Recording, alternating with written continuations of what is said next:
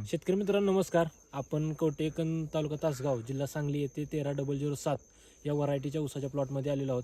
सदर दोन प्लॉट 30-30 गुंठ्याचे दोन प्लॉट आहेत. दोन्ही प्लॉटमध्ये सेम सर्व ट्रीटमेंट आहे. पाणी, खत व्यवस्थापन, माती आणि शेतकरी दोन्ही एक आहेत. फक्त फरक आहे तो म्हणजे केरन टेक्नॉलॉजीचा.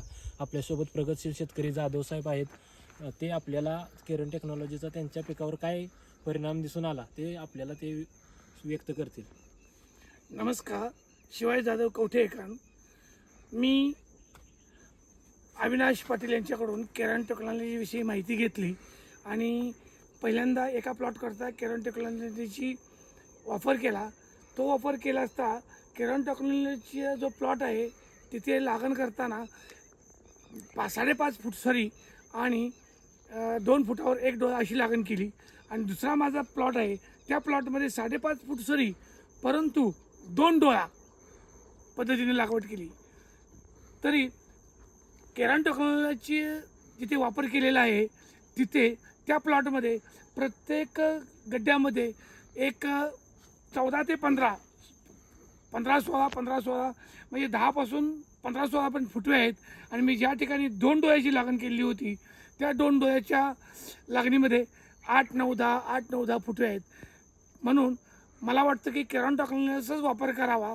आणि 1 डोळा असूनसुद्धा त्यामध्ये फुटव्याची संख्या जास्त आली, पानाचा ग्रोथ चांगला आहे आणि वाढही ऊसाची चांगली आहे.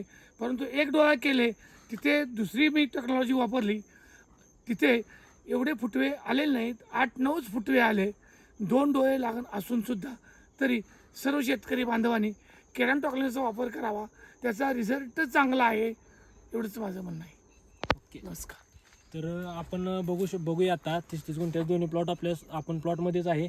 या प्लॉटला आपण केरन टेक्नॉलॉजी वापरलेली आहे. शिवाय या प्लॉटला एकच डोळ्या पद्धतीची आपण लागण केलेली होती.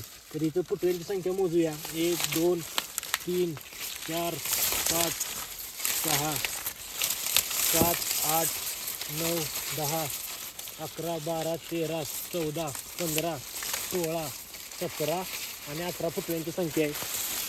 तर सदरचा दुसरा प्लॉट आहे जिथे डबल डोळा पद्धत लागण होती आणि ऊससुद्धा त्याच एका वेळेची लागण आहे. तर तिथं आपण फुटव्यांची संख्या मोजूया.